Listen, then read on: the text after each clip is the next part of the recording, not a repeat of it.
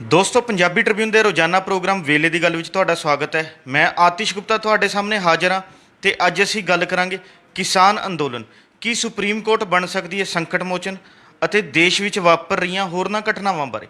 ਸਾਡੇ ਨਾਲ ਇਸ ਵਿਸ਼ੇ ਤੇ ਗੱਲਬਾਤ ਕਰਨ ਲਈ ਵਿਸ਼ੇਸ਼ ਤੌਰ ਤੇ ਹਾਜ਼ਰ ਨੇ ਸਾਡੇ ਸੀਨੀਅਰ ਪੱਤਰਕਾਰ ਸ਼੍ਰੀ ਹਮੀਰ ਸਿੰਘ ਜੀ। ਹਮੀਰ ਸਿੰਘ ਤੁਹਾਡਾ ਬਹੁਤ ਬਹੁਤ ਸਵਾਗਤ ਹੈ ਜੀ। जी शुक्रिया। ਹਮੀਰ ਸਿੰਘ ਜੀ, ਕੇਂਦਰੀ ਖੇਤੀ ਕਾਨੂੰਨਾਂ ਸੰਬੰਧੀ ਜਿਹੜੀ ਸੁਪਰੀਮ ਕੋਰਟ ਵੱਲੋਂ 3 ਮੈਂਬਰੀ ਕਮੇਟੀ ਬਣਾਈ ਗਈ ਸੀ ਉਸਨੇ ਆਪਣੀ ਰਿਪੋਰਟ ਜਿਹੜੀ ਹੈ ਸੌਂਪ ਦਿੱਤੀ ਹੈ। ਅਸੀਂ ਜਾਣਨਾ ਚਾਹਾਂਗੇ ਵੀ ਕਿ ਇਸ ਰਿਪੋਰਟ ਵਿੱਚ ਕੀ ਕੁਝ ਹੋਣ ਦੀ ਸੰਭਾਵਨਾਵਾਂ ਹੈ ਤੇ ਕੇਂਦਰ ਸਰਕਾਰ ਜਿਹੜੀ ਹੈਗੀ ਹੈ ਇਸ ਰਿਪੋਰਟ ਰਾਹੀਂ ਕਿਸਾਨ ਅੰਦੋਲਨ ਦਾ ਹੱਲ ਕੱਢਣ ਦੀ ਫਿਰਾਕ ਵਿੱਚ ਦਿਖਾਈ ਦੇ ਰਹੀ ਹੈ। ਤੁਸੀਂ ਇਸ ਬਾਰੇ ਕੀ ਕਹਿਣਾ ਚਾਹੋਗੇ? हाँ सुप्रीम कोर्ट ने जदों रोक लगाई सी अजे तक सस्पेंड ਜਿਹੜੇ ਲਾਅ ਨੇ ਕਾਨੂੰਨ ਨੇ ਲਾਗੂ ਨਹੀਂ, ਉਹ ਵੀ ਸੁਪਰੀਮ ਕੋਰਟ ਨੇ ਕੀਤੇ। ਉਦੋਂ ਇੱਕ ਕਮੇਟੀ ਬਣਾਈ 4 ਮੈਂਬਰੀ, 4 ਚੋਂ ਜਿਹੜੇ ਇੱਕ ਪੰਜਾਬ ਨਾਲ ਸੰਬੰਧਿਤ ਭੁਪਿੰਦਰ ਮਾਨ ਜਿਹੜੇ ਨੇ ਉਹ ਵਿਡਰਾ ਕਰ ਗਏ ਸੀ ਉਸ ਕਿਸਾਨ ਅੰਦੋਲਨ ਦੇ ਦਬਾਅ ਹੇਠ। ਭਾਵੇਂ ਉਹ ਕਮੇਟੀ ਸਰਕਾਰੀ ਧਿਰ ਦੀ ਉਹ ਕਮੇਟੀ ਹੈ ਇੱਕ ਟਾਈਪ ਦੀ, ਉਦੋਂ ਇਹ ਕਿਹਾ ਗਿਆ ਕਿ ਕਮੇਟੀ ਦੇ ਵਿੱਚ ਜਿਹੜੇ 3 ਦੇ 3 ਮੈਂਬਰ ਨੇ ਉਹ ਨੇ ਜਿਹੜੇ ਇਹਨਾਂ ਕਾਨੂੰਨਾਂ ਦੇ ਖਿਲਾਫ, ਜਿਹਨੂੰ ਕਾਲੇ ਕਾਨੂੰਨ ਕਹਿ ਰਹੇ ਨੇ ਕਿਸਾਨ, ਤੇ ਉਹ ਉਹਨਾਂ ਦੇ ਪੱਖ ਦੇ ਵਿੱਚ ਭੁਗਤਦੇ ਆਏ ਨੇ ਕਿਸੇ ਨਾ ਕਿਸੇ ਰੂਪ ਦੇ ਵਿੱਚ। 2 ਇਕੋਨਮਿਸਟ ਨੇ ਉਸ ਪੱਧਰ ਦੇ ਉੱਤੇ, ਇੱਕ ਜਿਹੜੀ ਗਰੁੱਪ ਹੈ ਸ਼ੇਤਕਾਰੀ ਕਿਸਾਨ ਸੰਗਠਨ ਦਾ ਜਿਹੜਾ ਸਰਦ ਜੋਸ਼ੀ ਪਹਿਲਾਂ ਬੜੇ ਪੁਰਾਣੇ ਪ੍ਰਧਾਨ ਹੁੰਦੇ ਸੀ ਉਹਨਾਂ ਦਾ, ਉਹ ਉਹਦੇ ਖੁੱਲ੍ਹੀ ਮਾਰਕੀਟ ਦੇ ਪੱਖ 'ਚ ਰਿਹਾ ਹਮੇਸ਼ਾ ਹੀ। ਪਰ ਉਹ ਕਮੇਟੀ ਨੇ ਗੱਲਬਾਤ ਕੀਤੀ ਹੋਰਾਂ ਜਥੇਬੰਦੀਆਂ ਨਾਲ। ਮੇਨ ਸਟਰੀਮ ਜਿਹੜੀਆਂ ਜਥੇਬੰਦੀਆਂ ਨੇ ਜਿਹੜੀਆਂ ਅੰਦੋਲਨ ਲੜ ਰਹੀਆਂ ਨੇ, ਇਹਨਾਂ 'ਚੋਂ ਕੋਈ ਜਥੇਬੰਦੀ ਨਹੀਂ ਉਹਨਾਂ ਨਾਲ ਗਈ ਤੇ ਨਾ ਕੋਈ ਗੱਲ ਕੀਤੀ। ਪਰ ਹੁਣ ਸਵਾਲ ਇਹ ਹੈ ਕਿ 22 ਜਨਵਰੀ ਤੋਂ ਬਾਅਦ ਪੂਰੀ ਤਰ੍ਹਾਂ ਡੈਡਲੌਕ ਹੈ ਜੀ, ਗੱਲਬਾਤ ਅੱਗੇ ਨਹੀਂ ਵੱਧ ਰਹੀ। ਔਰ ਸਰਕਾਰ ਕਹਿ ਰਹੀ ਹੈ ਕਿਸਾਨ ਤਿਆਰ ਹੋਣ ਤਾਂ ਅਸੀਂ ਕਰਾਂਗੇ। ਕਿਸਾਨ ਕਹਿ ਰਹੇ ਨੇ ਕਿ ਜੇ ਸਰਕਾਰ ਫੋਨ ਕਰੇਗੀ ਜਾਂ ਕੋਈ ਡੇਟ ਰੱਖੇਗੀ ਤਾਂ ਅਸੀਂ ਜਾਣ ਲਈ ਤਿਆਰ ਹਾਂ। ਇਹੋ ਜਿਹੇ ਮਾਹੌਲ ਦੇ ਵਿੱਚ ਹੁਣ ਇਹ ਰਿਪੋਰਟ ਜਿਹੜੀ ਹੈ ਸਬਮਿਟ ਹੋ ਗਈ ਅਤੇ ਰਿਪੋਰਟ 'ਤੇ 5 ਅਪ੍ਰੈਲ ਨੂੰ ਸੁਪਰੀਮ ਕੋਰਟ ਨੇ ਸੁਣਵਾਈ ਕਰਨੀ ਹੈ। ਇੱਕ ਇਹ ਵੀ ਫੈਕਟ ਹੈ, ਕਿਹਾ ਜਾ ਰਿਹਾ ਕਿ ਜਿਹੜੇ ਚੀਫ ਜਸਟਿਸ ਨੇ ਮੌਜੂਦਾ ਐਸ.ਏ. ਬੋਬਡੇ, ਉਹ 23 ਅਪ੍ਰੈਲ ਨੂੰ ਸੇਵਾ ਮੁਕਤ ਹੋ ਰਹੇ ਨੇ, 23 ਅਪ੍ਰੈਲ ਤੱਕ ਹੈ। ਔਰ ਨਾਰਮਲੀ ਇਹ ਹੈ ਕਿ ਜਿਹੜਾ ਇਹ ਫਸਿਆ ਹੋਇਆ ਪੇਚ ਹੈ ਇੱਕ ਬੜਾ ਵੱਡਾ ਕਿਸਾਨਾਂ ਦਾ, ਕਿਸਾਨ ਅੰਦੋਲਨ ਦੇ ਜਿਹੜੇ ਮੋਹਰੀ ਨੇ ਉਹਨਾਂ ਸਭ ਦਾ ਇਹ ਹੈ ਕਿ ਜਿੰਨਾ ਚਿਰ ਇਹ ਕਾਨੂੰਨ ਵਾਪਸ ਨਹੀਂ ਹੁੰਦੇ, ਘੱਟੋ ਘੱਟ ਸਮਰਥਨ ਮੁੱਲ 'ਤੇ ਜਿਹੜੀ ਕਾਨੂੰਨੀ ਗਰੰਟੀ ਨਹੀਂ ਮਿਲਦੀ, ਉਹਨਾਂ ਚਿਰ ਅਸੀਂ ਨਹੀਂ ਅੰਦੋਲਨ ਵਿਡਰਾ ਕਰਦੇ ਜੀ। ਇਸ ਤੋਂ ਪਹਿਲਾਂ ਸਰਕਾਰ ਨੇ ਇੱਕ ਪ੍ਰਪੋਜ਼ਲ ਰੱਖੀ ਸੀ, ਇੱਕ ਤਜਵੀਜ਼ ਰੱਖੀ ਸੀ। ਉਹ ਤਜਵੀਜ਼ ਇਹ ਰੱਖੀ ਸੀ ਕਿ ਅਸੀਂ 1.5 ਸਾਲ ਤੱਕ ਇਹਨੂੰ ਮੁਅੱਤਲ ਕਰ ਦਿੰਦੇ ਹਾਂ ਤੇ ਇੱਕ ਕਮੇਟੀ ਬਣਾ ਦਿੰਦੇ ਹਾਂ। MSP ਬਾਰੇ ਕਮੇਟੀ ਦੀ ਰਿਪੋਰਟ ਆਏਗੀ, ਉਹਦੇ ਮੁਤਾਬਕ ਫਿਰ ਆਪਾਂ ਗੱਲ ਕਰ ਲਾਂਗੇ। ਤੇ ਕਿਸਾਨਾਂ ਦਾ ਉਹਦੇ ਤੋਂ ਉਹ ਰਿਜੈਕਟ ਕਰਤੀ ਸੀ ਤੇ ਅੱਗੇ ਵਧਣ ਦੀ ਗੱਲ ਸੀ ਕਿ ਇਹ ਵੀ ਕਿਹਾ ਗਿਆ ਕਿ 1 ਜਾਂ 2 ਵਾਪਸ ਹੋ ਸਕਦੇ ਨੇ ਤੇ ਇੱਕ ਤੇ ਕਮੇਟੀ ਬਣ ਸਕਦੀ ਹੈ। ਇਹ ਵੀ ਕਿਹਾ ਗਿਆ ਕਿ ਇਹਨੂੰ 3 ਸਾਲ ਲਈ ਪੋਸਟਪੋਨ ਕਰਾ ਦਿੱਤਾ ਜਾਏ। ਵੱਖ-ਵੱਖ ਟਾਈਪ ਦੀਆਂ ਪ੍ਰਪੋਜ਼ਲਾਂ ਆਉਂਦੀਆਂ ਰਹੀਆਂ। ਹੁਣ ਜਿਹੜੀ ਸੱਤਾ ਦੇ ਗਲਿਆਰਿਆਂ ਦੇ ਵਿੱਚ ਜਾਂ ਗੌਰਮੈਂਟ ਆਫ ਇੰਡੀਆ ਜਿਸ ਲੈਵਲ ਦੀ ਚਰਚਾ ਸੁਣੀ ਦੀ ਹੈ, ਕਰ ਰਹੀ ਹੈ ਮਾਹਰਾਂ ਦੇ ਨਾਲ, ਵੱਖ-ਵੱਖ ਲੋਕਾਂ ਦੇ ਨਾਲ, ਇਸ ਰਿਪੋਰਟ ਤੋਂ ਪਹਿਲਾਂ ਕਿ ਕੀ ਕੀਤਾ ਜਾ ਸਕਦਾ, ਗੌਰਮੈਂਟ ਇਹ ਸੋਚਦੀ ਹੈ। ਔਰ ਇਹ ਵੀ ਲੋਕਾਂ ਨੂੰ ਕੋਈ ਭੁਲੇਖਾ ਨਹੀਂ ਹੈ ਕਿ ਜਿਹੜੀ ਇਹ 3 ਮੈਂਬਰੀ ਕਮੇਟੀ ਨੇ ਰਿਪੋਰਟ ਦਿੱਤੀ ਹੈ ਉਹ ਗੌਰਮੈਂਟ ਦੀ ਕੰਸੈਂਟ ਨਾਲ ਹੀ ਦਿੱਤੀ ਹੋਣੀ ਹੈ, ਉਹ ਤੋਂ ਬਿਨਾਂ ਨਹੀਂ ਦਿੱਤੀ। ਜੋ ਗੌਰਮੈਂਟ ਦੀ ਪ੍ਰਪੋਜ਼ਲ ਜਿਹੋ ਜਿਹਾ ਉਹ ਚਾਹੁੰਦੀ ਹੋਏਗੀ ਲਗਭਗ ਉਹਦੇ ਨੇੜੇ ਤੇੜੇ ਹੋਏਗੀ, ਕਿਉਂਕਿ ਐਡੇ ਇੰਡੀਪੈਂਡੈਂਟ ਮਾਈਂਡ ਜਾਂ ਇਸ ਲੈਵਲ ਦੀ ਗੱਲ ਨਹੀਂ ਹੈ ਜੀ। ਅਤੇ ਉਹਦੇ 'ਚੋਂ ਇਹ ਸੋਚਿਆ ਜਾ ਰਿਹਾ ਕਿ ਕਮੇਟੀ ਤੋਂ ਗੌਰਮੈਂਟ ਦੀ ਜੇ ਗੱਲ ਮੰਨੀ ਗਈ ਜਾਂ ਜੇ ਗੌਰਮੈਂਟ ਨੇ ਇਸ ਤਰੀਕੇ ਨਾਲ ਚਾਹਿਆ, ਅਤੇ ਜਿਹੜੀ ਗੱਲ ਕਾਫੀ ਹੱਦ ਤੱਕ ਸੰਭਾਵਨਾਵਾਂ ਵਿਅਕਤ ਕੀਤੀਆਂ ਜਾ ਰਹੀਆਂ ਨੇ ਕਿ ਉਹਦੇ 'ਚ 2.5 ਸਾਲ ਤੱਕ, 2-2.5-3 ਸਾਲ ਤੱਕ ਇਹਨਾਂ ਨੂੰ ਸਸਪੈਂਡ ਕਰਨ ਦਾ ਜੀ। ਅਤੇ ਗੌਰਮੈਂਟ ਜਦੋਂ ਜੋ ਇਸ ਰਿਪੋਰਟ 'ਤੇ ਗੌਰਮੈਂਟ ਤੋਂ ਸੁਪਰੀਮ ਕੋਰਟ ਜਵਾਬ ਮੰਗੇ ਕਿ ਤੁਹਾਡਾ ਕੀ ਕਹਿਣਾ, ਰਿਪੋਰਟ ਆ ਗਈ ਹੈ, ਅਤੇ ਉਹਦੇ 'ਤੇ ਗੌਰਮੈਂਟ ਆਪਣੇ ਵੱਲੋਂ ਕਹਿ ਦੇਗੀ ਕਿ ਹਾਂ ਅਸੀਂ ਇਹਨੂੰ ਇੰਪਲੀਮੈਂਟ ਕਰਨ ਲਈ ਤਿਆਰ ਹਾਂ ਜੇਕਰ ਇਸ ਲੈਵਲ 'ਤੇ ਹੁੰਦੀ ਹੈ। ਉਹ ਤਾਂ 2-2.5 ਸਾਲ ਤੱਕ, ਇਹਨੂੰ 2.5 ਸਾਲ ਤੱਕ ਘੱਟੋ ਘੱਟ ਮੁਅੱਤਲ ਹੋ ਜਾਏਗਾ। ਅਤੇ ਜਿਹੜੀ MSP ਦੇ ਬਾਰੇ ਆ, ਗੌਰਮੈਂਟ ਸੁਪਰੀਮ ਕੋਰਟ 'ਚ ਕਹਿ ਦੇਗੀ ਅਸੀਂ ਤਿਆਰ ਹਾਂ, ਅਸੀਂ ਕਮੇਟੀ ਬਣਾ ਦਿੰਦੇ ਹਾਂ ਕਿਸਾਨਾਂ ਦੀ ਅਤੇ ਬਾਕੀ ਦੀ, ਜਿਹਦੇ ਨਾਲ ਜੋ ਵੀ ਰਿਕਮੈਂਡੇਸ਼ਨ ਹੋਏਗੀ ਉਹਨਾਂ ਚਿਰ ਇਹ ਲਾਗੂ ਰਹੇਗੀ 23 ਫਸਲਾਂ 'ਤੇ। ਜਿਵੇਂ ਪਹਿਲਾਂ ਪੁਰਾਣਾ ਹਾਲ ਹੈ ਉਸੇ ਤਰੀਕੇ ਨਾਲ ਲਾਗੂ ਰਹੇਗਾ ਅਤੇ ਬਾਕੀ ਜਿਹੜੀ ਉਹ ਕਮੇਟੀ ਦੀ ਰਿਪੋਰਟ ਆਏਗੀ ਉਹਦੇ ਮੁਤਾਬਕ ਅਸੀਂ ਕਰ ਲਾਂਗੇ। ਅਤੇ ਜੇ ਇਹ ਆਰਡਰ ਜਿਹੜਾ ਹੈ, ਮੇਰਾ ਖਿਆਲ ਹੈ ਇਹ ਸੁਪਰੀਮ ਕੋਰਟ ਤੋਂ ਹੀ ਕਰਵਾ ਲੈਂਦੇ ਨੇ ਇਸ ਲੈਵਲ ਦਾ, 2.5 ਸਾਲ ਪਿੱਛੇ ਪਾਉਣ ਦਾ, MSP 'ਤੇ ਕਮੇਟੀ ਬਣਾਉਣ ਦਾ ਅਤੇ ਬਾਕੀ ਦੀਆਂ ਚੀਜ਼ਾਂ ਨੇ। ਫਿਰ ਗੌਰਮੈਂਟ ਇੱਕ ਪ੍ਰਚਾਰ ਕਰੇਗੀ, ਕਿਸਾਨ ਲੀਡਰਾਂ ਨੂੰ ਕਹੇਗੀ ਕਿ ਦੇਖੋ ਹੁਣ ਤਾਂ ਸੁਪਰੀਮ ਕੋਰਟ ਦਾ ਫੈਸਲਾ ਹੈ। ਸੁਪਰੀਮ ਕੋਰਟ ਤੋਂ ਹੀ ਇੱਕ ਅਪੀਲ ਕਿਸਾਨਾਂ ਨੂੰ ਕਰਾਉਣ ਦੀ ਗੱਲ ਮੇਰਾ ਖਿਆਲ ਹੈ ਜਿਹੜੀ ਵਿਚਾਰ ਚਰਚਾ ਹੋ ਰਹੀ ਹੈ ਕਿ ਸੁਪਰੀਮ ਕੋਰਟ ਫਿਰ ਇੱਕ ਅਪੀਲ ਕਰ ਦੇਗੀ ਕਿ ਦੇਖੋ ਹੁਣ ਤਾਂ ਇਹ ਲਾਗੂ ਨਹੀਂ ਹੋਣਗੇ ਉਹਨਾਂ ਚਿਰ, ਅਗਾਹਾਂ ਨੂੰ ਜਦ ਨੂੰ ਅਗਲੀ ਇਲੈਕਸ਼ਨ ਆਏਗੀ ਦੇਖੀ ਜਾਏਗੀ ਅਤੇ ਤੁਸੀਂ ਧਰਨਾ ਚੱਕ ਲਓ, ਅਪੀਲ ਇਹ ਹੋ ਜਾਏਗੀ ਜੀ।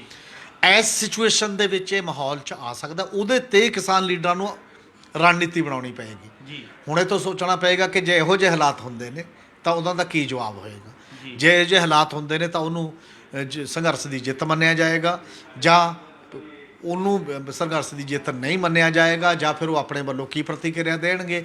ਇਹ ਸਾਰੀ ਜਿਹੜਾ ਪ੍ਰਣਾਲੀ ਹੈ, ਜਿਸ ਲੈਵਲ ਦੀਆਂ ਸੰਭਾਵਨਾਵਾਂ ਪ੍ਰਗਟ ਕੀਤੀਆਂ ਜਾ ਰਹੀਆਂ ਨੇ ਕਿ ਗੌਰਮੈਂਟ ਜਿੱਥੇ ਫਸੀ ਹੋਈ ਹੈ, ਇਸ ਤਰੀਕੇ ਨਾਲ ਸੁਪਰੀਮ ਕੋਰਟ ਦੇ ਰਾਹੀਂ ਨਿਕਲਣ ਦਾ ਕੋਈ ਨਾ ਕੋਈ ਆਧਾਰ ਜਾਂ ਕੋਈ ਤਰੀਕਾ ਅਪਣਾ ਸਕਦੀ ਹੈ। ਅਤੇ ਕਿਉਂਕਿ ਕਿਸਾਨ ਲੀਡਰਾਂ ਦੇ ਨਾਲ ਵੀ ਜਦੋਂ ਗੱਲਬਾਤ ਹੁੰਦੀ ਹੈ ਬਾਰ-ਬਾਰ, ਤਾਂ ਸਰਕਾਰੀ ਧਿਰ ਇਹ ਕਹਿੰਦੀ ਰਹੀ ਹੈ ਕਿ ਵਾਪਸ ਨਾ ਕਰਾਓ, ਬਾਕੀ ਸੋਧਾਂ ਜਿੰਨੀਆਂ ਮਰਜ਼ੀ ਕਰਾ ਲਓ, ਅਤੇ ਸਾਨੂੰ ਮੌਕਾ ਦਿਓ ਫੇਸ ਸੇਵਿੰਗ ਦਾ, ਤਾਂ ਕਿ ਅਸੀਂ ਇਹਦੇ ਤੋਂ ਮਤਲਬ ਕਿਸੇ ਤਰੀਕੇ ਦੇ ਨਾਲ ਬਦਨਾਮੀ ਤੋਂ ਦੂਰ ਹੋ ਸਕੇ, ਚਾਹੇ ਅਸੀਂ ਲਾਗੂ ਨਾ ਵੀ ਕਰੀਏ। ਹੁਣ ਇਹ ਸਵਾਲ ਨੇ, ਇਹਦੇ 'ਤੇ ਬਹੁਤ ਲੋਕਾਂ ਦਾ ਇੱਕ ਪੋਲੀਟੀਕਲ ਐਨਾਲਿਸਿਸ ਵੀ ਹੈ। ਪੋਲੀਟੀਕਲ ਐਨਾਲਿਸਿਸ ਇਹ ਵੀ ਹੈ ਕਿ ਜੇ ਇੱਕ ਵਾਰ 2.5-3 ਸਾਲ ਇਹ ਲਾਗੂ ਨਹੀਂ ਹੁੰਦੇ ਤਾਂ ਕੋਈ ਸਰਕਾਰ ਹਿੰਮਤ ਨਹੀਂ ਕਰੇਗੀ ਇਹਨੂੰ ਦੁਬਾਰਾ ਲਾਗੂ ਕਰਨ ਦੇ, ਠੰਡੇ ਬਸਤੇ 'ਚ ਆਪਣੇ ਆਪ ਪੈ ਜਾਣੇ ਨੇ। ਕੁਝ ਦਾ ਇਹ ਖਦਸ਼ਾ ਵੀ ਹੈ ਕਿ ਫਿਰ ਵੀ ਕੀ ਹੈ, ਜੇਕਰ ਹੋਇਆ ਤੇ ਲਾਗੂ ਕਰਤਾ ਤਾਂ ਬਾਰ-ਬਾਰ ਐਡੀਆਂ ਮੂਵਮੈਂਟਾਂ ਥੋੜ੍ਹੀ ਪੈਦਾ ਹੁੰਦੀਆਂ ਨੇ, ਤਾਂ ਉਹ ਕੀ ਕਰਨਗੀਆਂ। ਇਹ ਸਾਰੀਆਂ ਗੱਲਾਂ ਅਜੇ ਰਲਵੇਂ ਮਿਲਵੇਂ ਨੇ। ਇਹਦੇ 'ਤੇ ਇੱਕ ਵਿਚਾਰ ਚਰਚਾ ਦਾ ਇੱਕ ਡਿਸਕੋਰਸ ਚੱਲੂਗਾ, ਔਰ ਸੁਪਰੀਮ ਕੋਰਟ ਵੱਲ ਧਿਆਨ ਰਹੂਗਾ ਲੋਕਾਂ ਦਾ ਇਹਨਾਂ ਦਿਨਾਂ ਦੇ ਵਿੱਚ।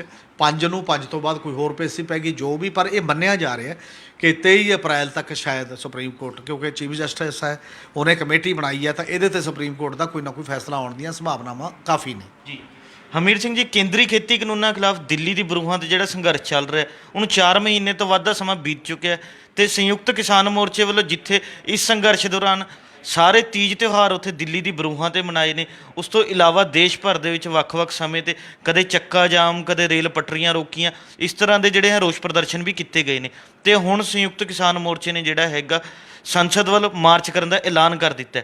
ਅਸੀਂ ਜਾਣਨਾ ਚਾਹਾਂਗੇ ਇਹਦੇ ਨਾਲ ਹੀ ਕਿਸਾਨ ਜਥੇਬੰਦੀਆਂ ਦੀ ਹੋਰ ਅਗਲੀ ਰਣਨੀਤੀ ਕਿਸ ਤਰ੍ਹਾਂ ਦੀ ਰਹਿ ਰਹੀ ਹੈ।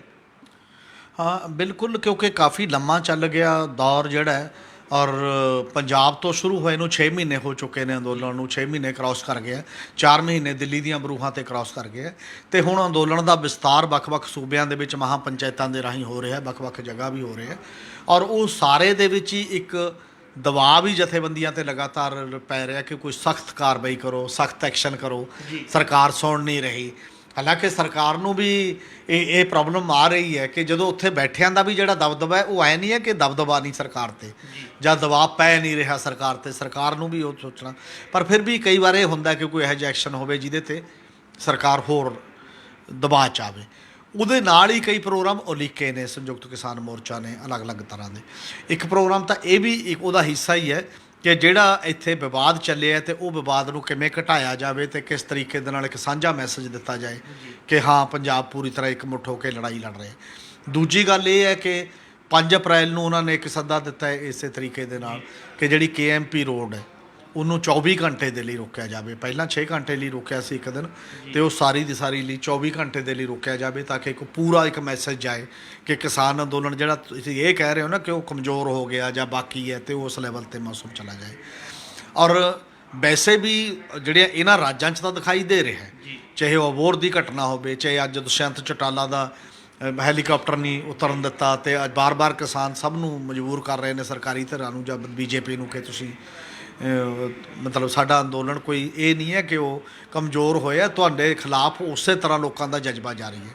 ਪਰ ਉਹਦੇ ਨਾਲ ਦੀ ਨਾਲ ਫਿਰ ਇੱਕ ਹੋਰ ਜਿਹੜਾ ਮਾਮਲਾ ਜਿਹੜਾ ਦਲਿਤ ਕਮਿਊਨਿਟੀ ਦਾ ਜਾਂ ਬਾਕੀ ਦੇ ਭਾਈਚਾਰਾ ਜਾਂ ਸੰਵਿਧਾਨ ਨੂੰ ਬਚਾਉਣ ਦਾ, ਜਾਂ ਇੱਕ ਬੜਾ ਵੱਡਾ ਕਿਸਾਨ ਅੰਦੋਲਨ ਤੋਂ ਵੀ ਬਾਹਰ ਜਾ ਕੇ ਜਿਹੜੇ ਵੱਡੇ ਪਰਿਪੇਖ ਦੇ ਵਿੱਚ ਇੱਕ ਸਿਆਸਤ ਦਾ ਮਾਮਲਾ ਹੈ ਕਿ ਲੋਕ ਇਹ ਕਹਿ ਰਹੇ ਨੇ ਕਿ ਜਿਹੜੀ ਮੋਦੀ ਸਰਕਾਰ ਹੈ ਉਹ ਸੰਵਿਧਾਨ ਦੀਆਂ ਵੀ ਧੱਜੀਆਂ ਉਡਾ ਰਹੀ ਹੈ, ਸੰਵਿਧਾਨ ਨੂੰ ਵੀ ਨਹੀਂ ਮੰਨ ਰਹੀ। ਤਾਂ 14 ਅਪ੍ਰੈਲ ਡਾਕਟਰ ਅੰਬੇਦਕਰ ਦਾ ਜਨਮ ਦਿਨ ਜਿਹੜਾ ਹੁੰਦਾ ਹੈ, ਉਸ ਨੂੰ ਵੀ ਦੇਸ਼ ਭਰ ਦੇ ਵਿੱਚ ਸੰਵਿਧਾਨ ਬਚਾਓ ਜਿਹੜੇ ਦਿਵਸ ਦੇ ਤੌਰ 'ਤੇ ਮਨਾਇਆ ਜਾਏਗਾ, ਉਹ ਸਿੰਘੂ ਬਾਕੀ ਜਗ੍ਹਾ ਵੀ ਮਨਾਇਆ ਜਾਏਗਾ। ਉਹਦੇ ਨਾਲ ਇੱਕ ਗੱਲ ਤਾਂ ਇਹ ਹੋਏਗੀ ਕਿ ਸੰਵਿਧਾਨ ਨੂੰ ਬਚਾਉਣ ਦਾ ਮਾਮਲੇ 'ਚ ਸਾਰੇ ਲੋਕ ਆਉਣਗੇ ਅਤੇ ਡਿਸਕਸ ਕਰਨਗੇ।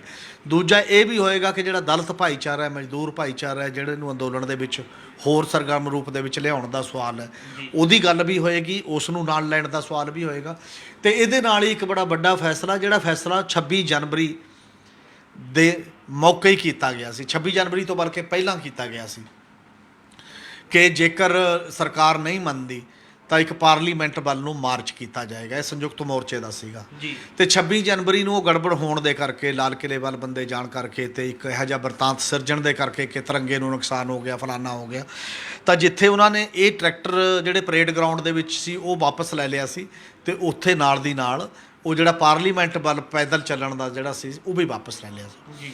ਹੁਣ ਮੁੜ ਕੇ ਉਹੋ ਜਿਹੀ ਇੱਕ ਐਕਸ਼ਨ ਮਈ ਦੇ ਪਹਿਲੇ ਹਫਤੇ ਜਾਂ ਨੇੜੇ ਤੇੜੇ ਦਾ ਜਿਹੜਾ ਜੇ ਡੇਟ ਤਾਂ ਉਹਨਾਂ ਨੇ ਅਨਾਉਂਸ ਕਰਨੀ ਹੈ, ਕਿਉਂਕਿ ਉਹਦੇ 'ਚ ਇੱਕ ਇਹ ਵੀ ਹੋ ਜਾਊਗਾ ਕਿ 2 ਮਈ ਤੱਕ ਇਹਨਾਂ 5 ਰਾਜਾਂ ਦੀਆਂ ਗਿਣਤੀ ਵੀ ਹੋ ਜਾਏਗੀ ਵੋਟਾਂ ਦੀ ਜੀ। ਤੇ ਉਦੋਂ ਤੱਕ ਕਿਸਾਨੀ ਜਿਹੜੀ ਹੈ ਉਹ ਇੱਧਰੋਂ ਫ੍ਰੀ ਵੀ ਹੋ ਜਾਏਗੀ ਹਾੜੀ ਤੋਂ ਦੇ ਕੰਮ ਤੋਂ, ਬਾਕੀ ਦੀਆਂ ਚੀਜ਼ਾਂ ਦੇ ਵਿੱਚ। ਤੇ ਉਦੋਂ ਤੱਕ ਇੱਕ ਤਰੀਕ ਨੂੰ ਮਈ ਦਿਵਸ ਆਉਣਾ ਹੈ, ਕਿਰਤ ਦਿਵਸ ਜਿਹੜਾ ਹੁੰਦਾ ਮਜ਼ਦੂਰ ਦਿਵਸ ਦੇ ਨਾਂ ਤੇ ਜਿਹੜੀਆਂ ਮੋਦੀ ਸਰਕਾਰ ਨੇ ਉਹ 4 ਕੋਡ ਬਣਾਤੇ ਨੇ ਕਿਰਤ ਕਾਨੂੰਨਾਂ 'ਚ ਸੋਧ ਕਰਕੇ, ਐਡੇ ਵੱਡੇ ਕਿਰਤੀ ਵਰਗ ਨੂੰ ਜਿਹੜਾ ਇੱਕ ਝਟਕਾ ਦਿੱਤਾ ਬਹੁਤ ਵੱਡਾ, ਉਹਨਾਂ ਦੇ ਹੱਕ ਵੀ ਖੋਏ ਜਾ ਰਹੇ ਨੇ, ਉਹਨੂੰ ਮੋਬਿਲਾਈਜ਼ ਕਰਨ ਦਾ ਸਵਾਲ ਵੀ ਹੈ। ਉਹ ਇਕੱਠਾ ਜਦੋਂ ਸਾਰੇ ਹੋਣਗੇ ਤੇ ਇਹ ਜਿਹੜੇ ਇੱਕ ਲਾਮਬੰਦੀ ਹੋਏਗੀ, ਸਮੁੱਚੀ ਲਾਮਬੰਦੀ, ਉਹਦੇ ਬਾਅਦ ਜਦੋਂ ਇੱਕ ਫਿਰ ਪਾਰਲੀਮੈਂਟ ਦੇ ਘੇਰਨ ਦਾ ਇੱਕ ਸਵਾਲ ਜਿਹੜਾ ਪੀਸਫੁਲ ਤਰੀਕੇ ਦੇ ਨਾਲ ਉਹਨਾਂ ਨੇ ਐਲਾਨ ਕੀਤਾ, ਇਹ ਇੱਕ ਬੜਾ ਵੱਡਾ ਅੰਦੋਲਨ ਹੈ, ਇੱਕ ਨਾ ਮਿਲਵਰਤਨ ਵਰਗਾ ਇੱਕ ਸੱਤਿਆਗ੍ਰਹਿ ਦਾ ਜਿਹੜਾ ਸਵਾਲ ਹੈ ਉਸ ਲੈਵਲ ਦਾ, ਔਰ ਇਹਦੇ 'ਤੇ ਕਿਸਾਨ ਲੀਡਰਸ਼ਿਪ ਕਰੇਗੀ। ਤੇ ਨਾਲ ਦੀ ਨਾਲ ਇੱਕ ਗੱਲ ਸੋਚਣਾ ਜ਼ਰੂਰ ਪਏਗਾ ਕਿਸਾਨ ਲੀਡਰਸ਼ਿਪ ਨੂੰ ਕਿ ਉਹ ਅੰਦੋਲਨ ਸ਼ਾਂਤਮਈ ਕਿਵੇਂ ਰਹਿੰਦਾ, ਉਹਦੀ ਅਗਵਾਈ 'ਚ ਲੀਡਰਸ਼ਿਪ ਦੇ ਪਿੱਛੇ ਕਿਵੇਂ ਬਾਕੀ ਰਹਿੰਦੇ ਨੇ, ਤੇ ਕੋਈ ਧਿਰਾਂ ਜਿਹੜੀਆਂ ਉਹਦੇ 'ਚ ਜਾਂ ਗੌਰਮੈਂਟ ਦੀਆਂ ਧਿਰਾਂ ਹੋਣ ਜਾਂ ਕੋਈ ਹੋਰ ਧਿਰਾਂ ਹੋਣ, ਉਹਦੇ 'ਚ ਕੋਈ ਇਹੋ ਜਿਹੀ ਮਤਲਬ ਗੱਲ ਨਾ ਕਰ ਪਾਉਣ ਕਿ ਅੰਦੋਲਨ ਹਿੰਸਕ ਰੂਪ ਵੱਲ ਚਲਾ ਜਾਏ। ਇਹ ਜ਼ਿੰਮੇਵਾਰੀ ਲਈ ਬਹੁਤ ਬੜੇ ਪੱਧਰ 'ਤੇ 26 ਨੂੰ ਦੇਖਦੇ ਹੋਏ ਇਹਦੀ ਰਣਨੀਤੀ ਬੜੇ ਠੀਕ ਤਰੀਕੇ ਦੇ ਨਾਲ ਅਪਣਾਉਣੀ ਪਏਗੀ। ਪਰ ਇਹ ਫੈਸਲਾ ਕਿਸਾਨ ਜਥੇਬੰਦੀਆਂ ਨੇ ਕੀਤਾ ਉਸ ਪੱਖ ਦੇ ਵਿੱਚੋਂ। ਨਾਲ ਹੀ ਹਜੇ ਤੱਕ ਇਹ ਕੱਚਾ ਪੱਕਾ ਹੈ, ਪਤਾ ਨਹੀਂ, ਕਹਿੰਦੇ ਨੇ ਪਾਰਲੀਮੈਂਟ ਉੱਥੇ ਹੀ ਬੈਠ ਜਾਾਂਗੇ ਜਿੱਥੇ ਜਾਣਾ ਹੈ ਜਾਂ ਨਹੀਂ ਬੈਠ ਜਾਾਂਗੇ। ਇਹ ਅਜੇ ਡਿਬੇਟੇਬਲ ਕੁਐਸਚਨ ਹੈ ਕੀ ਹੋਏਗਾ ਜਿੰਨਾ ਚਿਰ ਡੇਟਾ ਦਾ ਅਨਾਉਂਸ ਨਹੀਂ ਹੁੰਦਾ। ਪਰ ਇੱਕ ਦਬਾਅ ਪਾਉਣ ਦਾ ਇੱਕ ਬੜਾ ਵੱਡਾ ਪੀਸਫੁਲ ਤਰੀਕਾ ਹੈ ਕਿ ਅਸੀਂ ਮਾਰਚ ਕਰਾਂਗੇ ਉਸ ਪਾਸੇ ਵੱਲ। ਹਮੀਰ ਸਿੰਘ ਜੀ, ਇੱਕ ਪਾਸੇ ਜਨ ਅੰਦੋਲਨ ਚੱਲ ਰਿਹਾ, ਦੂਜੇ ਪਾਸੇ ਜਿਹੜਾ ਹੈ ਦੇਸ਼ ਵਿੱਚ 5 ਸੂਬੇ ਦੀਆਂ ਚੋਣਾਂ ਹੋ ਰਹੀਆਂ। ਜੇਕਰ ਗੱਲ ਕਰੀਏ ਅੱਜ ਪੱਛਮੀ ਬੰਗਾਲ ਅਤੇ ਅਸਾਮ 'ਚ ਦੂਜੇ ਗੇੜ ਦੀਆਂ ਚੋਣਾਂ ਦੀ ਵੋਟਿੰਗ ਹੋ ਰਹੀ ਹੈ। ਅਸੀਂ ਜਾਣਨਾ ਚਾਹਾਂਗੇ ਵੀ ਕਿ ਉੱਥੇ ਵੋਟਿੰਗ ਕਿਸ ਤਰ੍ਹਾਂ ਦੀ ਜਿਹੜੀ ਹੈ ਅਜੇ ਚੱਲ ਰਹੀ ਹੈ ਤੇ ਕਿਸਾਨ ਅੰਦੋਲਨ ਦਾ ਅਸਰ ਉੱਥੇ ਕਿੰਨਾ ਕੁ ਦਿਖਾਈ ਦੇ ਰਿਹਾ। ਔਰ ਇਹਦੇ 'ਚ ਬੜਾ ਵੱਡਾ ਇੱਕ ਮਾਮਲਾ ਹੈ, ਸਾਰੇ ਰਾਜਾਂ 'ਚ ਕਿਸਾਨ ਆਗੂ ਵੀ ਜਾ ਕੇ ਆਏ ਨੇ, ਪਰ ਬੰਗਾਲ ਦੇ ਵਿੱਚ ਕਾਫੀ ਜ਼ਿਆਦਾ ਇੱਕ ਮਤਲਬ ਬਹੁਤ ਇਹੋ ਜਿਹਾ ਮਾਹੌਲ ਹੈ ਤਣਾਅ ਵਾਲਾ। ਔਰ ਮੰਨਿਆ ਜਾ ਰਿਹਾ ਕਿ ਭਾਰਤੀ ਜਨਤਾ ਪਾਰਟੀ ਖਾਸ ਤੌਰ 'ਤੇ ਉਹਨੂੰ ਹਿੰਦੂ ਮੁਸਲਿਮ ਹੀ ਬਣਾਉਣਾ ਚਾਹੁੰਦੀ ਹੈ, ਜਿਹਦੇ ਕਰਕੇ ਉਹ ਨੇੜੇ ਲਿਜਾ ਸਕਦੀ ਹੈ, ਵਰਨਾ ਨਹੀਂ ਹੈ ਉਸ ਪੱਧਰ ਦੇ ਉੱਤੇ। ਜਿੰਨੇ ਸਰਵੇ ਹੁਣ ਤੱਕ ਆਏ ਸੀ ਉਹ ਸਾਰੇ TMC ਦੇ ਪੱਖ ਜਾਂਦੇ ਨੇ।